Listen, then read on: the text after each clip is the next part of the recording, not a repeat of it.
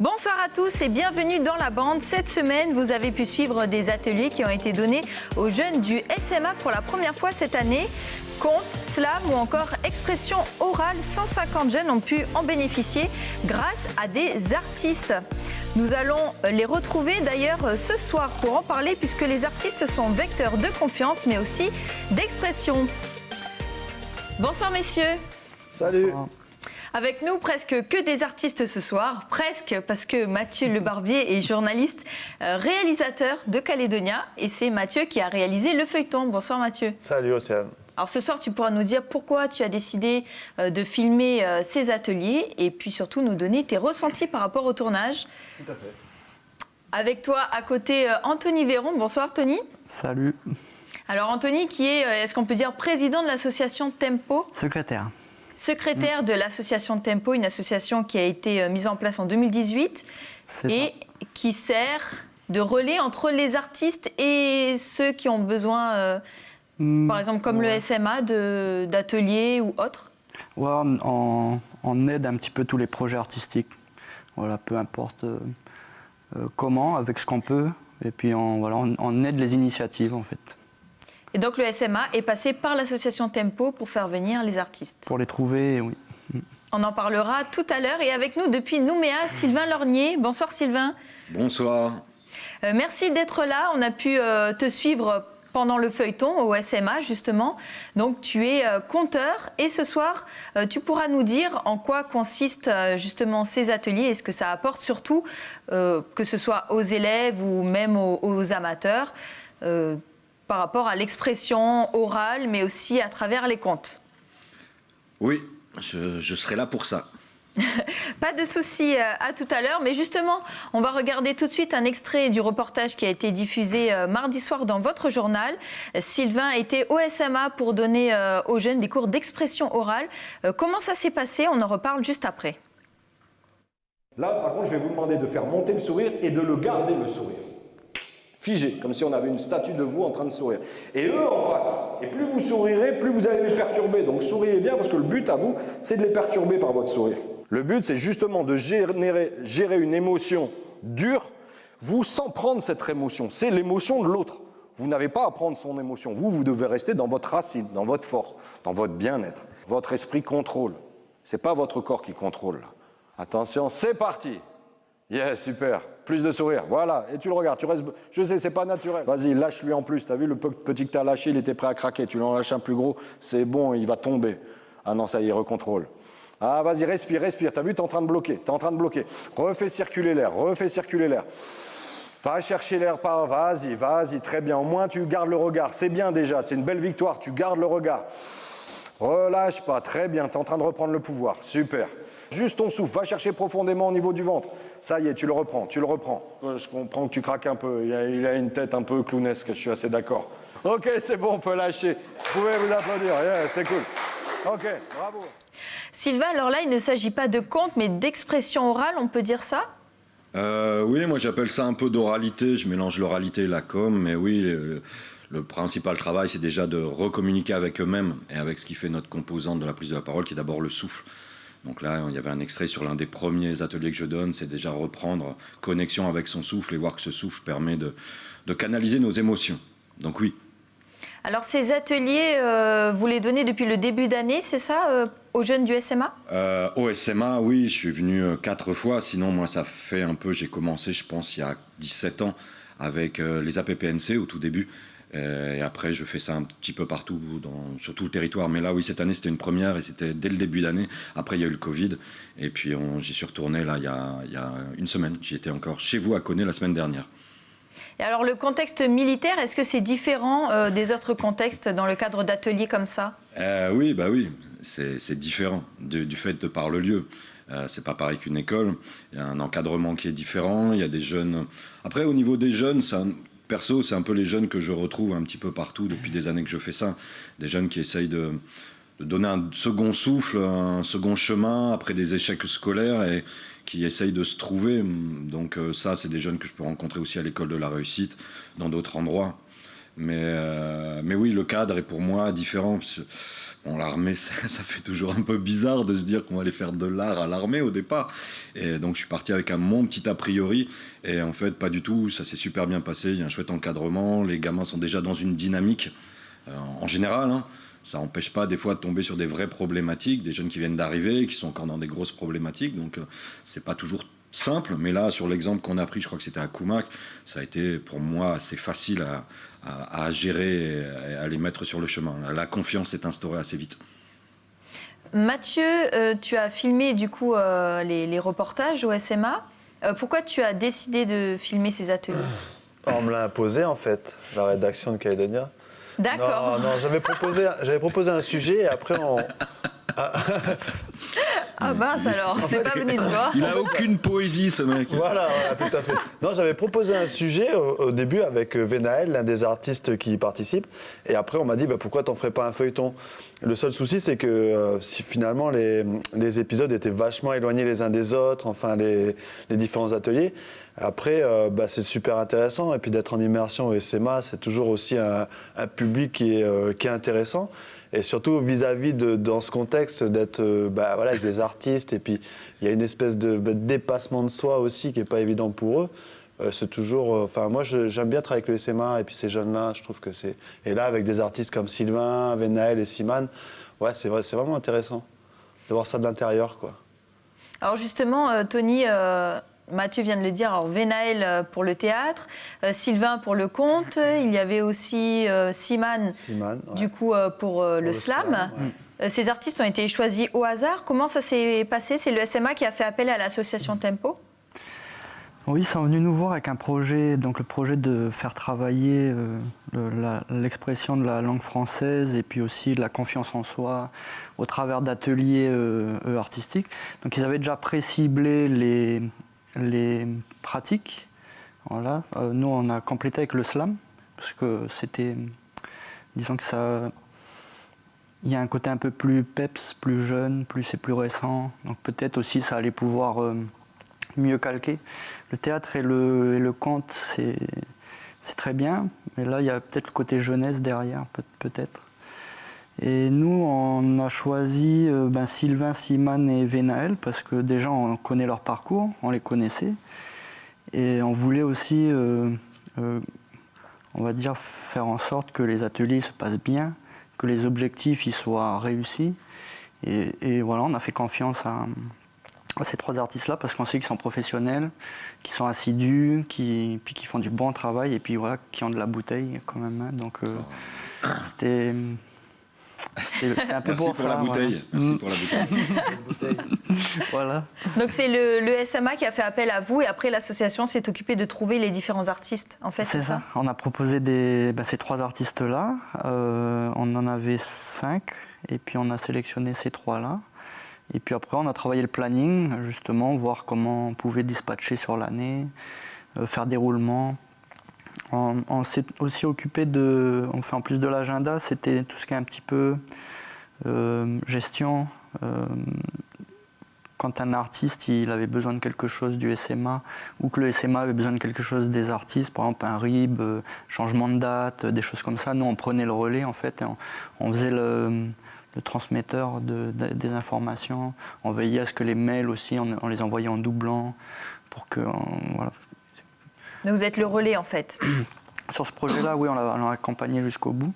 Après, j'ai assisté qu'au premier atelier avec Venael. Je suis resté les 20 premières minutes et j'ai pas eu l'occasion d'aller voir les autres. J'aurais dû.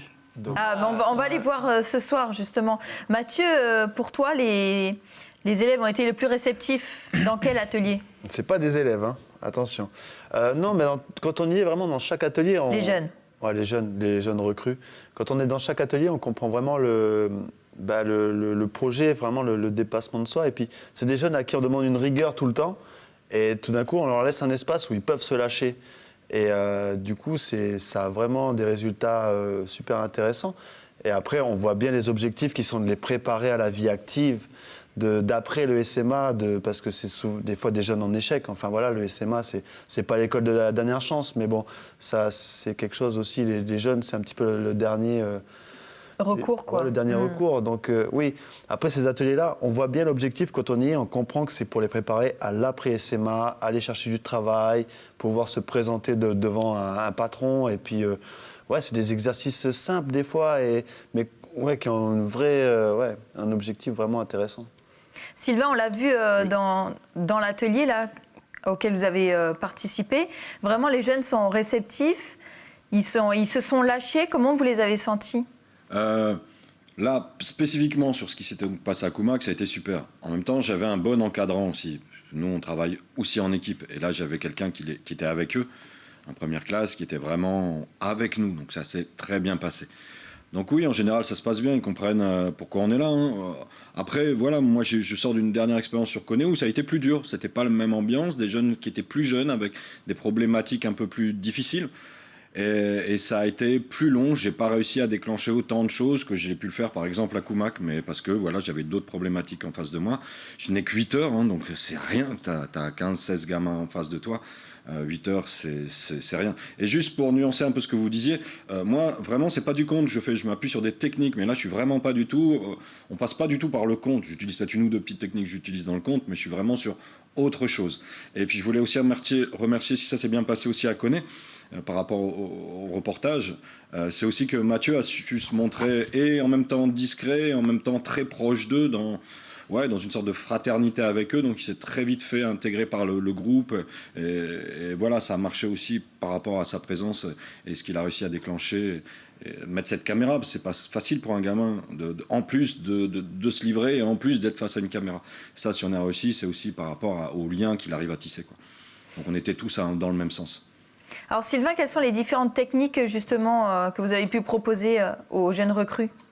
Ouais, moi, je travaille sur des choses simples. Je travaille essentiellement sur le souffle, qui me permet après d'aborder la notion de silence, qui est hyper important quand on parle.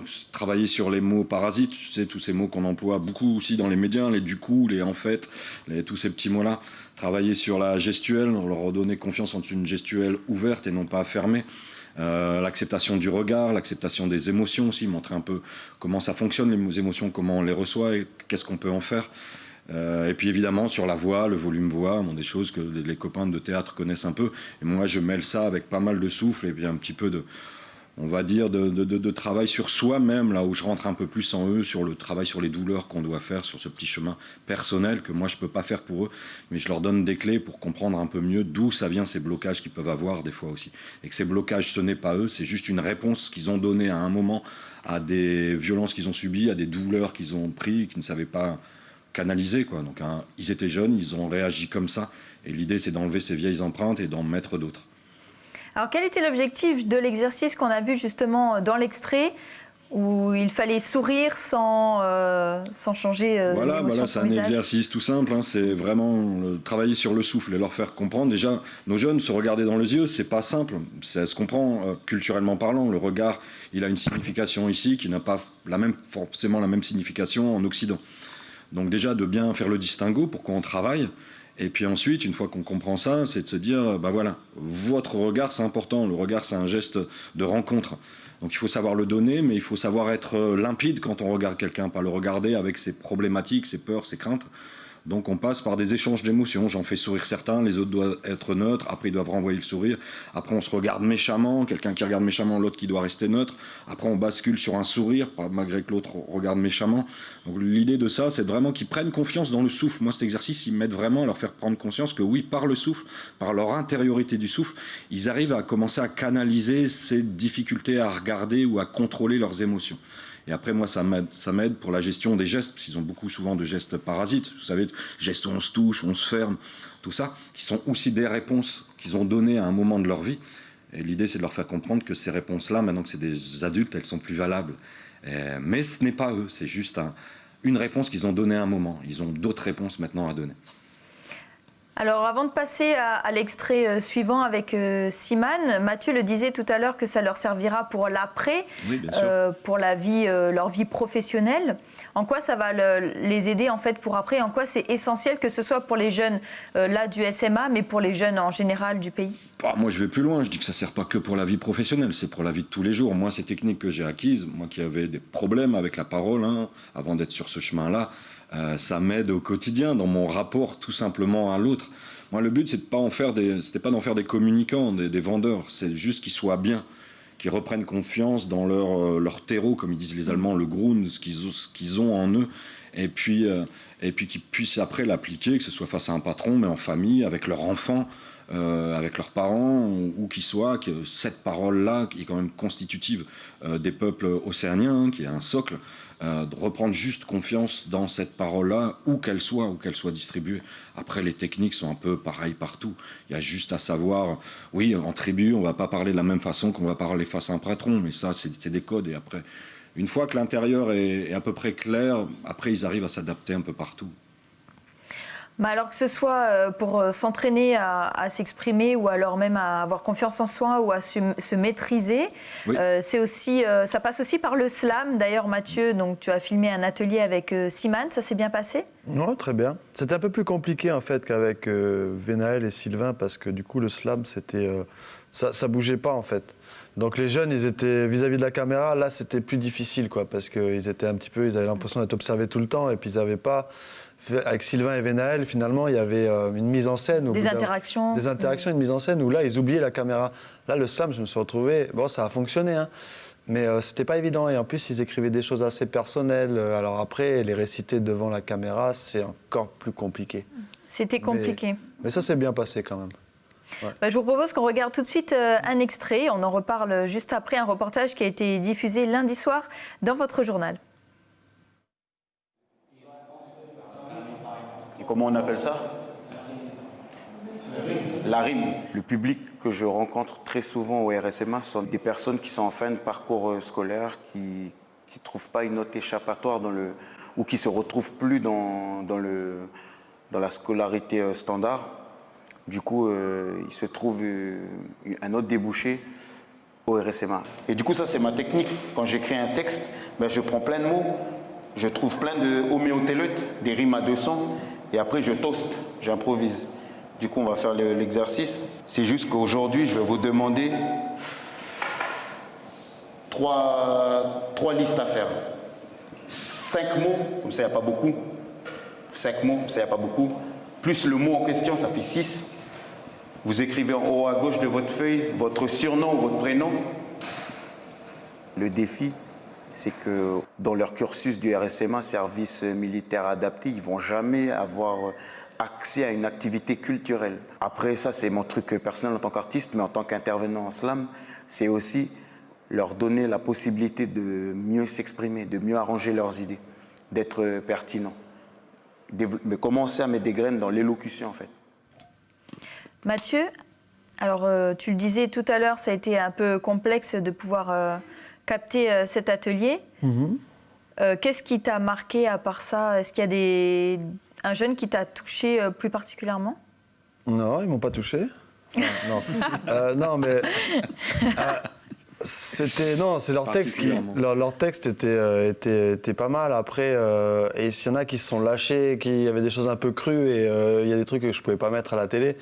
Mais non, il y en a qui avaient déjà de la rime, il y en a qui avaient des textes. Moi, j'aime beaucoup la musique, le slam, le rap et tout. Et j'ai trouvé qu'il y avait des trucs qui étaient vraiment...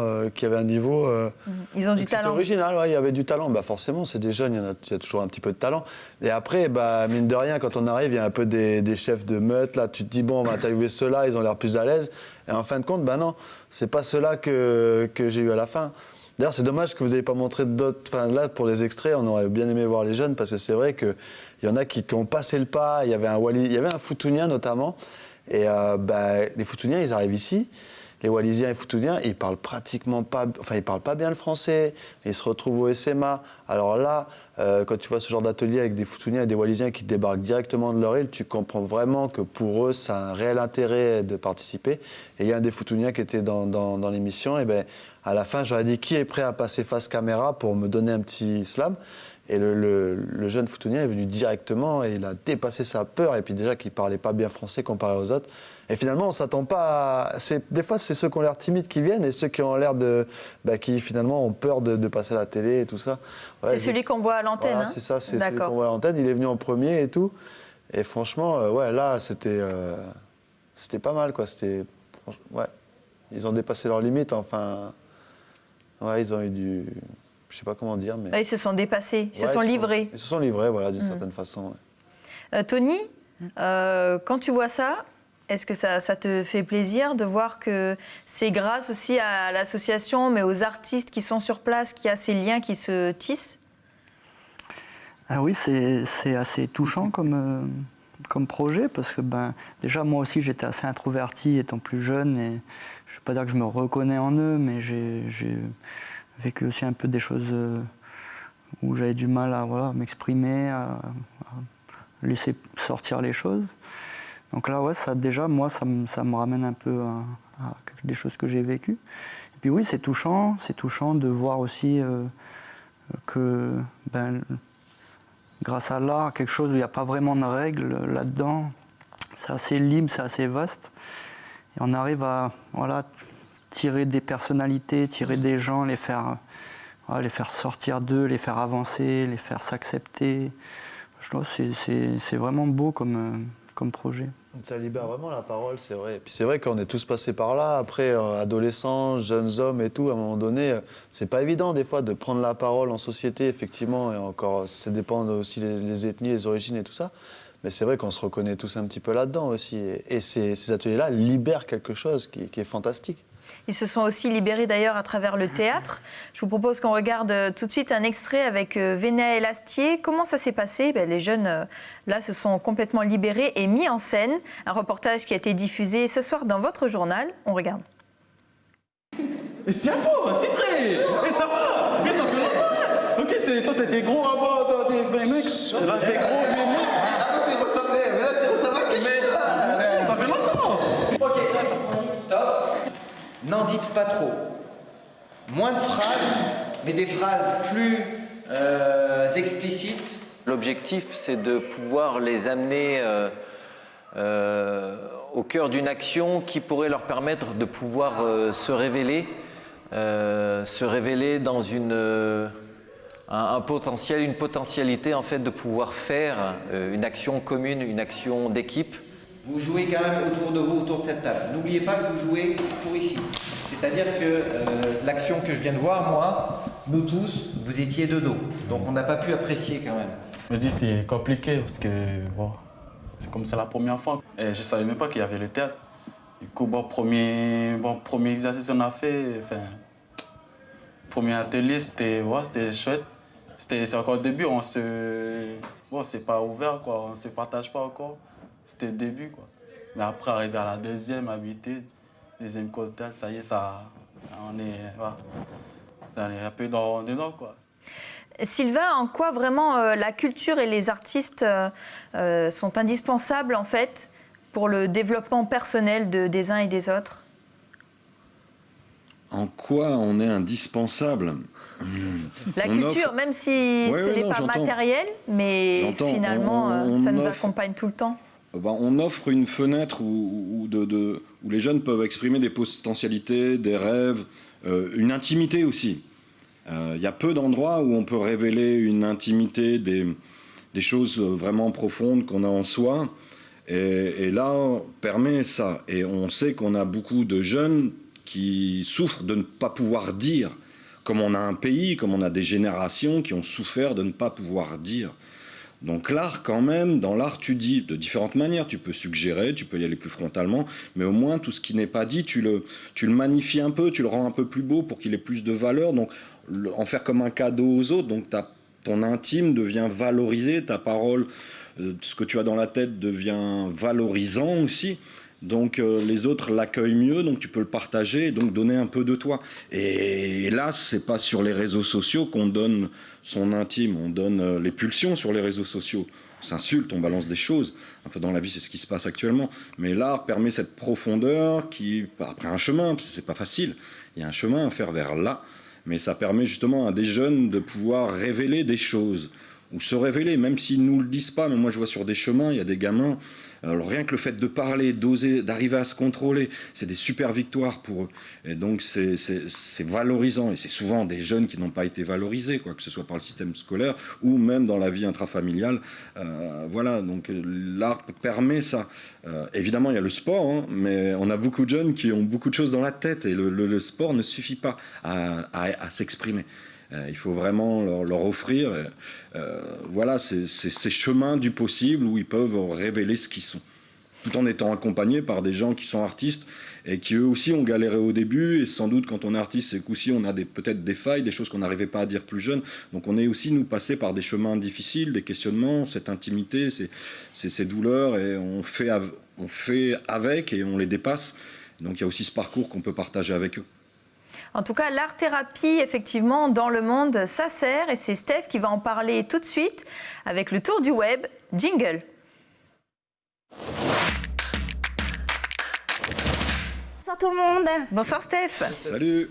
Alors effectivement, je voulais vous parler de l'art-thérapie. Nous en avions déjà parlé brièvement lors d'une précédente émission avec le fameux coloriage, donc des mandalas pour adultes, hein, qui sont bien sûr des anti-stress. Donc vous pouvez essayer, vous me direz ce que vous en pensez. En tout cas, il faut savoir que cet art en fait est aussi utilisé avec les enfants. Et c'est ce que fait justement cette association, l'organisation non gouvernementale malgacho-américaine Aikonto, qui signifie en malgache créer de la beauté. En fait, depuis 7 ans, elle propose de l'art-thérapie aux enfants donc, défavorisés de Madagascar, qui sont âgés de 6 à 14 ans. Pour elle, en fait, la création artistique, que ce soit des dessins, de la peinture ou encore du collage, donc ça permet aux enfants de vraiment s'exprimer, d'exprimer leurs émotions, d'extérioriser aussi ce qu'ils ressentent, parce qu'il faut savoir qu'à Madagascar, la vie n'est pas facile. Il y a beaucoup de prostitution enfantine, beaucoup de pauvreté. Donc voilà, et c'est aussi une manière pour ces enfants de sortir un peu, d'égayer leur quotidien. Et c'est également une manière, je dirais, de développer aussi chez eux une écoute alternative et bienveillante vis-à-vis des autres, mais vis-à-vis aussi d'eux-mêmes. Je suis un peu perturbée par ce sujet-là, donc du coup, donc voilà. Bon, c'est parce qu'elle a 2 beaux hommes en face d'elle. C'est ça. C'est ça, c'est Mathieu et Tony. Trop, parce qu'il y a Sylvain aussi qui est en face de moi. Ouais, non. Mais il est loin. Donc enfin, il faut savoir que l'art peut aussi aider les jeunes. Donc aussi, voilà, donc les jeunes qui sont encadrés par les services de la protection judiciaire et de la jeunesse. Si ça se fait à Montpellier en France, donc c'est justement le street artist Sun Ra qui, comme l'artiste britannique donc Banksy, lui, il utilise les cœurs en fait comme fil rouge. Donc il essaye en fait de partager son art positif et humaniste avec les mineurs donc délinquants. Donc pour lui, en fait, ça leur permet en fait l'art d'égayer également leur quotidien, qu'ils retrouvent confiance en eux et qu'ils puissent sortir, je dirais, de cette spirale donc de la délinquance. C'est un rempart, en fait, selon lui, à la récidive, une manière de montrer à ces jeunes qu'ils peuvent être autre chose que des délinquants, autre chose de ce qui est écrit donc dans leur casier judiciaire. Et ça leur ouvre bien sûr des horizons et de meilleures perspectives, je dirais, pour leur avenir. Donc oui, effectivement, il y a le dessin aussi et c'est super beau. Merci beaucoup, Steph. C'est moi. Bon, je pense qu'on va pouvoir enchaîner avec le défi, puisque l'émission passe vraiment très vite. C'est vrai. Et oui, puisque bien sûr, on finit jamais l'émission sans un défi. Ah, le défi pour Tony. Pour Tony, voilà. C'est assez simple. Je vais m'asseoir à côté de toi. D'accord. Je ne joue pas. Non, entre les garçons, ça avait l'air de te troubler, va entre les deux, tu vas voir. Non, c'était le sujet en fait de parler de Madagascar. Donc c'était pas les garçons. C'est pas les garçons, c'est le sujet. Pardon, excuse-moi. Donc du coup, donc ce soir, je vous propose un petit jeu pour favoriser l'expression orale et l'imagination. Donc la consigne est simple. Donc Océane, tu vas commencer. Donc tu vas commencer, une histoire, tu vas dire une phrase, et chacun votre tour, messieurs. Vous allez continuer donc cette histoire en donnant une phrase. Donc je ne sais pas s'il nous reste beaucoup de temps, donc chacun va donner 2 phrases. Ainsi de suite. Océane commence. Mathieu, Tony, Sylvain, Océane, Mathieu et et une phrase à chaque fois. À chaque fois, voilà. Et c'est une petite histoire. On raconte une histoire. Ok. D'accord. Ah, C'est parti, Océane, tu commences. Ok. C'est l'histoire d'une jeune fille qui se lève un matin et qui décide d'aller se promener au bord de la mer et respirer la brise. T'as vu les journalistes, tu leur dis 2 phrases, elle te fait déjà un roman. Mathieu, à toi. donc, pas de peau, elle habite à la montagne, donc c'est une illusion de croire qu'elle va aller voir la mer. Et c'est là qu'elle décide de peindre ce qu'elle a envie, donc un beau paysage de bord de mer. Et elle le peint avec tout son cœur, toute son âme, toutes ses envies. Et comme elle n'a pas d'eau, eh bien, elle trempe le pinceau dans ses larmes de bonheur. Et puis, à un moment, quand le tableau est fini, Quand le tableau est fini, eh bien, elle décide de l'offrir à ses parents qui n'en ont rien à faire puisqu'ils ne comprennent pas l'art. Et du coup, elle le vend sur eBay. Enfin, elle essaye de le vendre sur eBay. On peut vendre ça sur eBay ou pas? Non. Non. Bon, je sais Peut-être, Tony. Bah, forcément, s'il est à vendre sur eBay, il y a un acheteur qui l'achète. Hein. Et alors là, après, il découvre en l'accrochant au mur qu'en fait, le tableau, on peut rentrer dedans. Donc cet acheteur rentre dans ce tableau et va sentir la brise fraîche du bord de mer et barboter un peu. Sylvain? et en allant sur ce bord de mer, il rencontre cette jeune fille qui, après quelques semaines, a pu se payer ses vacances qu'elle désirait tant. Et c'est là qu'ils plongent tous les deux dans l'océan, l'océane. Et ils vivent heureux avec des jolies vestes rouges et des jolis petits pompons bleus dans leurs cheveux. Bravo, belle histoire. Très belle histoire, hein? Bravo à vous les garçons et les filles. On a réussi à Super revenir Steph. sur le début Ah, et t'aurais tout, hein. pu participer C'est en vrai, fait à l'histoire. Vous aurez ébloui.